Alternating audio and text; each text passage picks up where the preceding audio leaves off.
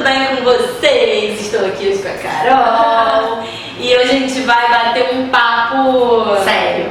Um papo sério e na verdade é um papo meio tabu até. E vocês viram que eu gravei um vídeo aí falando como foi a minha primeira vez, como eu perdi minha virgindade. Polêmica. Já surgiu bastante polêmica e olha que eu fui super tranquila. Enfim. Então, é uma coisa que acontece com todo mundo. É verdade. Eu espero ter ajudado muita gente com aquele vídeo. Eu sei que eu ajudei porque muitas vieram falar comigo. Inclusive uma pessoa que veio contar um relato de que ela sentia muitas dores todas as vezes que ela ia ter uma relação sexual. E aí eu lembrei que a Carol, a gente além de blog, além de tudo, a gente é muito amiga, então a gente sabe coisas da vida uma da outra. E eu lembrei que ela passou por essa situação e que ela conseguiu superar isso. Então a gente veio aqui hoje dividir um pouquinho dessa história com vocês e tirar também as dúvidas. Então se vocês quiserem saber um pouquinho da história da Carol, ou se você é uma dessas pessoas que sente muita dor quando você vai ter relação sexual, você não sabe porquê, ou se você acha normal, não, isso não é normal, a relação sexual é algo prazeroso. Então se você está sentindo dor todas as vezes em que você está se relacionando é porque tem algo errado, então tem que ficar de olho e procurar um profissional. Então fica ligadinho aí que a gente vai contar tudinho pra vocês.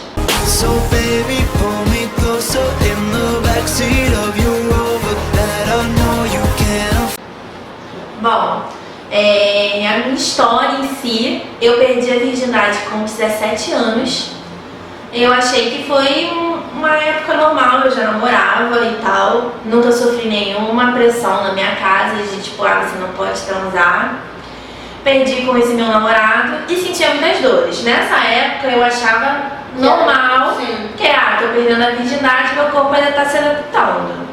Mas você perdeu, aí você sentiu dor quando você perdeu. Sim. Mas você continuou sentindo dor. Aí foram passando os meses, eu continuei sentindo dor, até que eu bloqueei e falei, não quero mais transar. Falei pra ele, não quero mais transar. E aí eu fiquei namorando com ele 10 meses sem transar. Fiquei 10 meses sem transar. E aí aí a minha ginecologista, que eu contava isso pra ela, falou assim, poxa, eu sinto muita dor e tal. Isso foi passando outros namorados, eu continuei sentindo dor, continuei com o mesmo problema, tá? E eu contava pra ela e ela falava que o problema eram deles, eles que não sabiam fazer, e eu sabia que o problema não eram eles. Eu usava KY, eu tentava outras posições. Cara, eu nunca usei. Nunca? Nunca. Mas não adiantava. Aí depois eu comecei a achar que eu tava alergia à camisinha, também não era, depois eu tirei a camisinha, porque vai ser hipocrisia da minha parte falar que sempre transei de camisinha, porque a gente sabe que isso não acontece da gente transar sempre, tá? Continuei sentindo muitas dores, e eu não sabia o que acontecia comigo. Aí as minhas amigas, eu lá em bar com as minhas amigas, tipo, apesar de eu não beber babá, as minhas amigas falavam, sempre porque a gente conta todos os detalhes, né? Não, eu não conto os detalhes, mas sempre tem, tipo, esse assunto. A gente sempre fala de sexo. Aí eu falava, cara, eu transo com meu namorado de 6 em 6 meses e só para, tipo, dizer que eu fiz, sabe? Tipo, fiz meu papel. Cara, eu não era obrigada a nada. Quando um dia sem, eu já sentia falta do caralho. Aí tá. No meu canal tem um relato de meia hora contando tudo que eu passei durante esse tempo todo, tá? Então, aqui porque não dá pra ficar meia hora contando.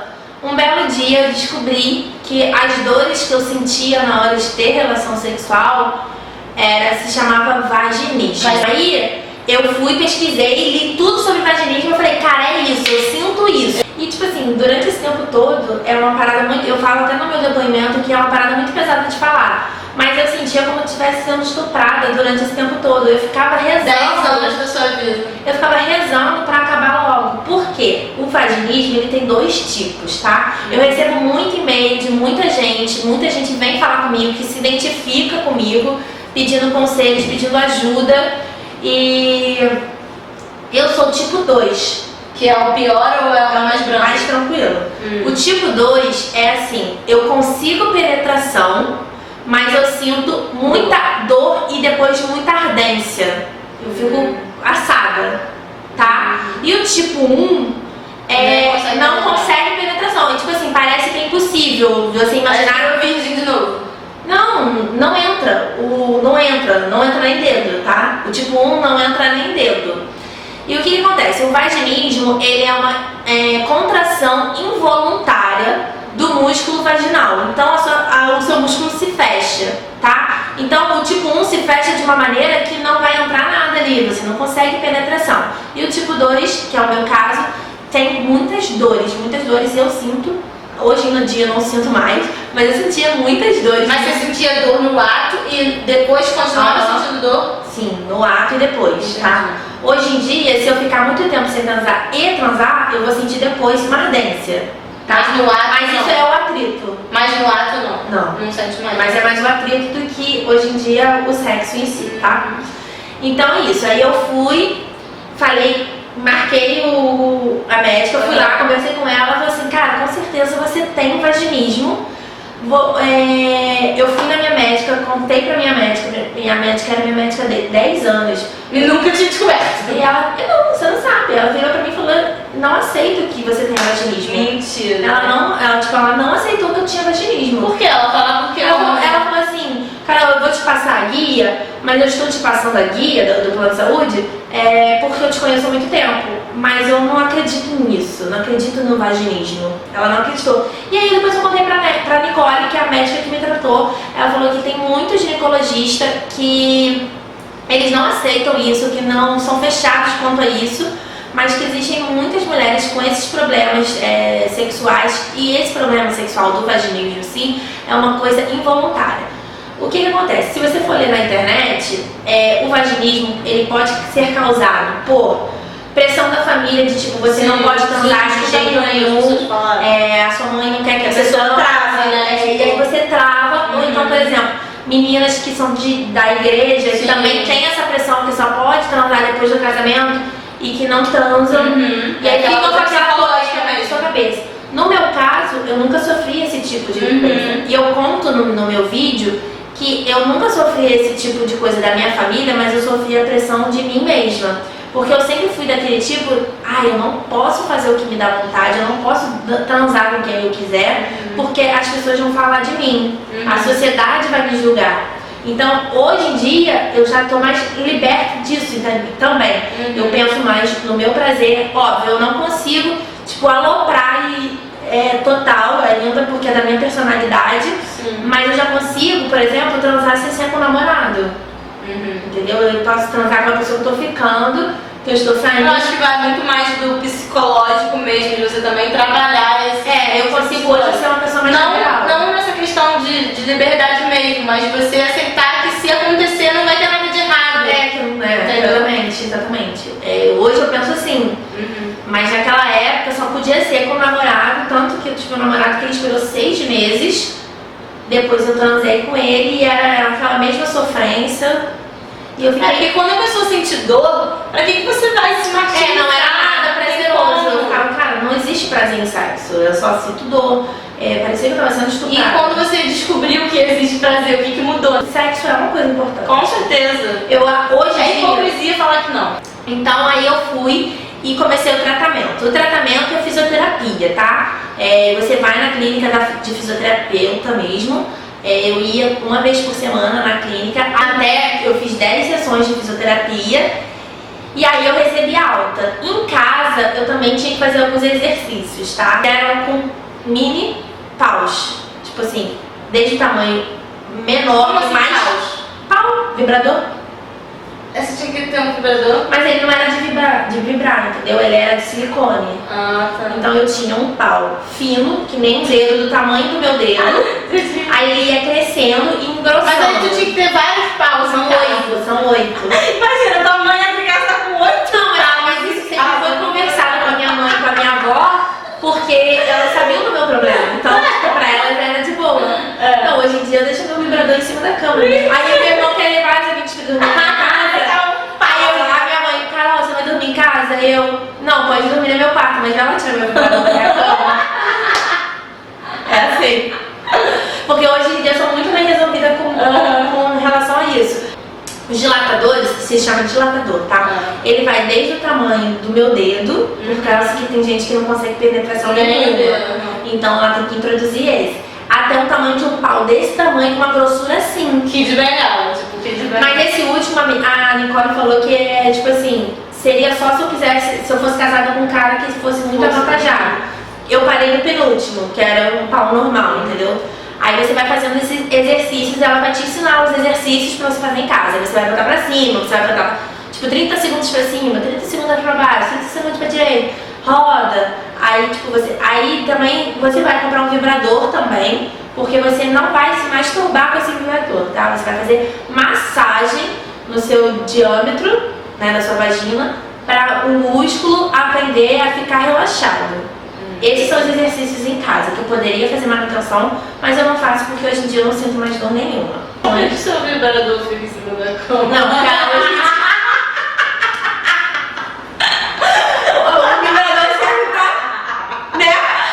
Não é para fazer manutenção, é para brincar. Eu falo isso abertamente porque não é uma parada pra se envergonhar, não é uma doença, não vou passar isso pra ninguém. É só um E é uma coisa que é até bom ser espalhado, porque muita gente acha que é normal sentir dor. Ele não é normal. Então, eu gravei o meu depoimento 1 ano depois que eu tava curada. E eu gravei só porque a minha mãe e a minha Dinda, elas ficaram falando pra eu gravar, porque eu demorei 10 anos pra descobrir o que era. Exatamente, imagina, a pessoa 10 anos. E eu deveria ajudar outras pessoas, já que eu era uma figura pública, Verdade. né? Aí eu pensei, bom, eu tenho poucos seguidores no meu canal, mas se eu atingir 100 meninas e conseguir ajudar 100 meninas, eu já vou estar ajudando muita gente, porque... Coisa que às vezes um médico não fala. A minha médica demorou 10 anos pra não me dizer nada. E ainda não concordou com o que a outra tinha dito. Tipo, hoje em dia o meu vídeo, ele tem mais de 50 mil visualizações. Eu fiquei um pouco com vergonha, eu confesso. Que eu não, tipo, fiquei tão aberta. Na verdade, assim. é uma coisa Eu que fiquei eu pensando, cara, eu fiquei pensando, cara, até o porteiro do prédio vai saber. Entendeu? Mas não do sexo em si. Mas eu acho que esse tipo de vídeo é muito mais uma questão de alerta do que uma questão exatamente do que você está falando então, de vergonha. Pra ajudar realmente, sabe? pra ajudar as pessoas.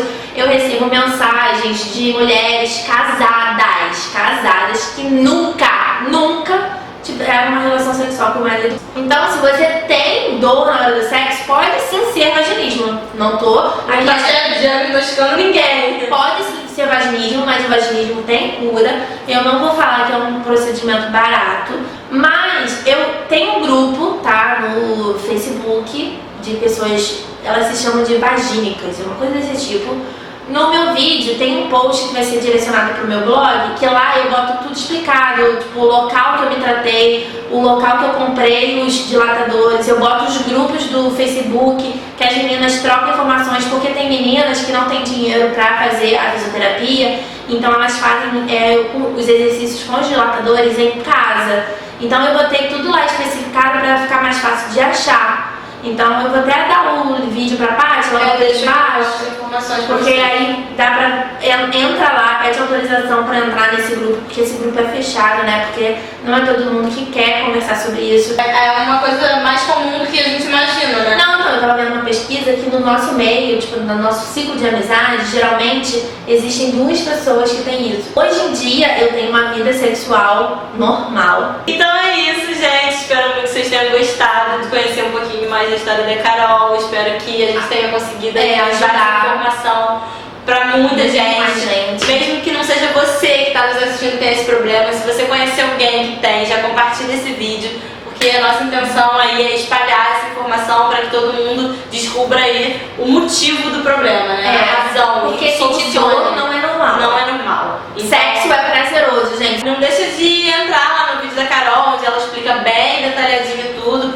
Vai estar aqui embaixo no box de informações. Não se esqueça de se inscrever no canal dela e aqui no canal. Um beijo, tchau, tchau.